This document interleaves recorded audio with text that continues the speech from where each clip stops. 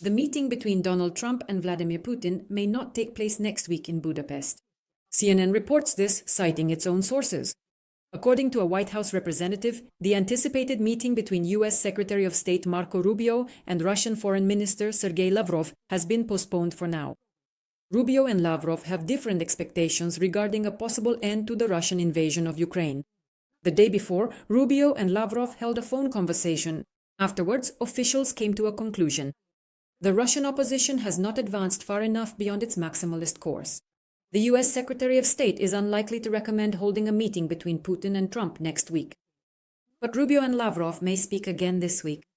Rubio emphasized the importance of the upcoming meetings as an opportunity for Moscow and Washington to cooperate on ending the war in line with President Trump's vision.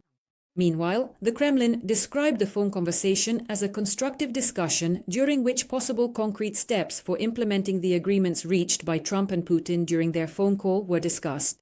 Let us recall that after the phone conversation with Putin, the American leader stated that they had agreed on a meeting of high-level advisors. On Donald Trump's Truth Social network, he wrote,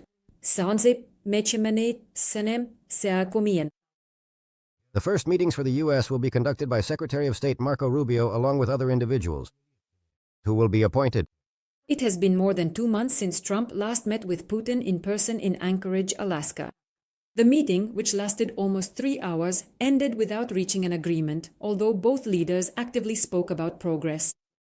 Trump publicly called on Kyiv and Moscow to immediately stop the war.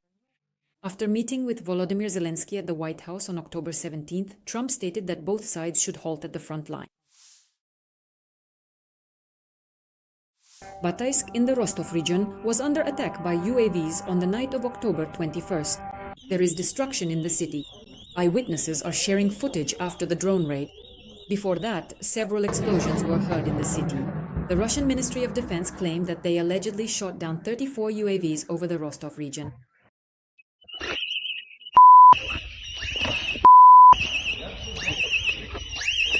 Meanwhile, Putin is being dissuaded from going to Budapest.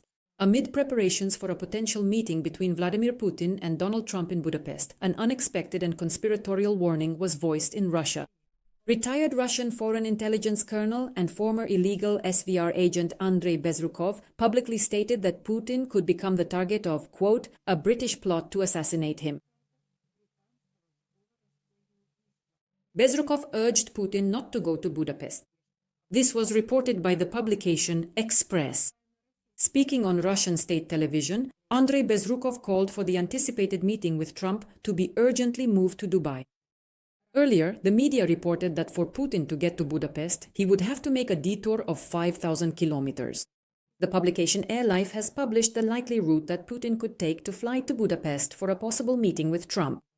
The aircraft will be escorted by Turkish and Russian fighter jets to eliminate threats from drones or missiles. The plane will most likely fly over the Caspian Sea, Iran, Turkey, the Mediterranean Sea, Montenegro, Serbia, and Hungary. The publication reminded that, due to European Union sanctions and the restriction of airspace for the Russian Federation after its invasion of Ukraine, Russian government aircraft, including the presidential Ilyushin 96, are not allowed to fly over most of Europe. Meanwhile, Bulgaria has announced that it will open an air corridor at the request of the Russian Federation for Vladimir Putin's arrival in Budapest for a meeting with U.S. President Donald Trump. Ukraine has begun purchasing AH-1Z Viper attack helicopters and UH-1Y Venom transport helicopters from the U.S. company Bell. A letter of intent was signed between the Ukrainian government and the company, according to Defense Express. Experts noted that these are very advanced and the latest upgrades of the legendary AH-1 Cobra and UH-1 Iroquois helicopters. It is noted that, according to the company, the agreement provides for an assessment of approaches to industrial cooperation, as well as Bell's cooperation with the U.S. government. Meanwhile, HIMARS will soon receive a new option. The rockets will have a new warhead in the form of cruise munitions. This will make it possible to strike 3 targets with a single rocket and increase their range by 100 kilometers, writes Defense Express. At the same time, U.S. President Donald Trump stated that the United States possesses secret weapons that many people are not even aware of. We have weapons that people don't even know about. I started developing them 4 years ago. Meanwhile, in Washington, Ukrainian President Volodymyr Zelensky held a meeting with representatives of the defense company Raytheon, which manufactures, among other things, Tomahawk and Patriot missile systems. The parties discussed possible avenues of cooperation to strengthen Ukraine's air defense and increase its long-range capabilities, as well as prospects for joint production. On his Telegram channel, Volodymyr Zelensky wrote, "There are solutions that can enhance the protection of lives in Ukraine. We are working at all levels to ensure their implementation." A joint statement by Volodymyr Zelensky and European leaders was also published. It states that hostilities must cease immediately, and the current line of contact should serve as the starting point for negotiations. The statement emphasizes the need to increase pressure on the Russian economy and its defense industry. The countries are working on measures that will allow the full value of immobilized Russian sovereign assets to be used to provide Ukraine with the necessary resources. Russian dictator Vladimir Putin could be arrested if he flies to the summit in Hungary through Polish airspace. As reported by Reuters, this was stated by Polish Foreign Minister Radosław Sikorski. He noted that in this case, Poland might be forced to execute the international arrest warrant. I cannot guarantee that an independent Polish court would not order the government to escort such a plane in order to hand the suspect over to the court in The Hague. Thus, the International Criminal Court's warrant obliges member states to arrest Putin if he sets foot on their territory. Sikorski added that the Russian side is aware of this, and therefore the plane will likely take alternative routes. At the same time, in order to avoid flying over Ukraine, the Russian delegation would have to pass through the airspace of at least one European Union country, all of which are members of the International Criminal Court. According to Politico, some European leaders want to be present at the meeting between the Russian dictator Vladimir Putin and US President Donald Trump.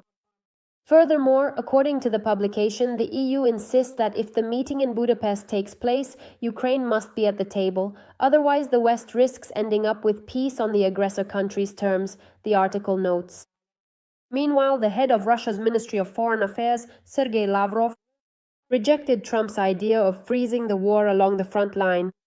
In particular, he made it clear that Moscow is not ready for an immediate ceasefire in Ukraine. Lavrov stated that Russia remains fully committed to the formula for achieving a long-term peace, and that an immediate ceasefire allegedly would not lead to anything. It should be noted that on October 16th, Donald Trump announced that he plans to meet with Putin in Budapest to discuss the possibility of ending the war. The meeting could take place next week. In Europe, there have been explosions at 2 oil refineries linked to Russia in the past 24 hours. In particular, there was an explosion and fire at the large MOL oil refinery in Hungary. This is the country's main refinery, which also processes Russian oil. Due to the incident, Hungarian Prime Minister Viktor Orbán held consultations with the management of the oil refinery and the Minister of Internal Affairs. And in Romania, there was an explosion at a refinery owned by the Russian company Lukoil. According to media reports, an employee of a contractor company was injured and taken to the hospital. It is noted that the incident occurred during repair work at the facility. Meanwhile, Russia has delivered oil for the first time to a newly built oil refinery in Georgia. According to Reuters, on October 6, more than 105,000 tons of Siberian light crude oil were delivered from Novorossiysk to the Kulevy oil terminal. The agency notes that this is the first time Russian oil is not simply transiting through Georgia, but is being processed directly within the country. According to the publication, Moscow is thus testing the possibility of offsetting its domestic refining shortfall by using foreign facilities. The article points out that the refinery in Kulevy is the first oil refinery in Georgia. In this way, the country is trying to reduce its dependence on fuel from Russia, Turkey, Azerbaijan, and Romania. It should be noted that Russia is still experiencing a fuel crisis, which arose due to sanctions and Ukrainian drone strikes on Russian refineries. US Secretary of State Marco Rubio and Russian Foreign Minister Sergei Lavrov will meet on October 30th in Budapest. This was reported by the Financial Times, citing an unnamed German official. According to the source, Hungarian Prime Minister Viktor Orbán plans to present his proposals ahead of the meeting between US President Donald Trump and Russian dictator Vladimir Putin including the possibility of Trump holding talks with European leaders. At the same time, the official clarified that nothing has been confirmed yet. Earlier, CNN reported that the meeting, which was supposed to take place this week, was cancelled.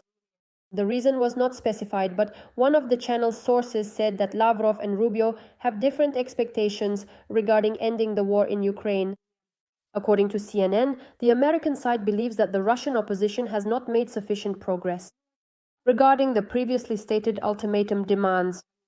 At the same time, it is unlikely that Rubio will now advise moving the Trump-Putin meeting to Budapest.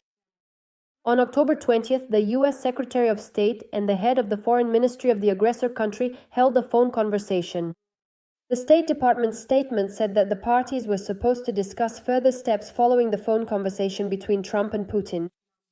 The Kremlin described the phone conversation as a constructive discussion during which possible concrete steps for implementing the agreements reached by Trump and Putin during their phone call were discussed.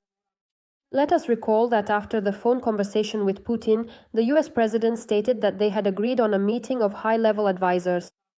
On the Truth Social network, Donald Trump wrote that the initial US meetings will be led by Secretary of State Marco Rubio, along with other individuals who will be appointed.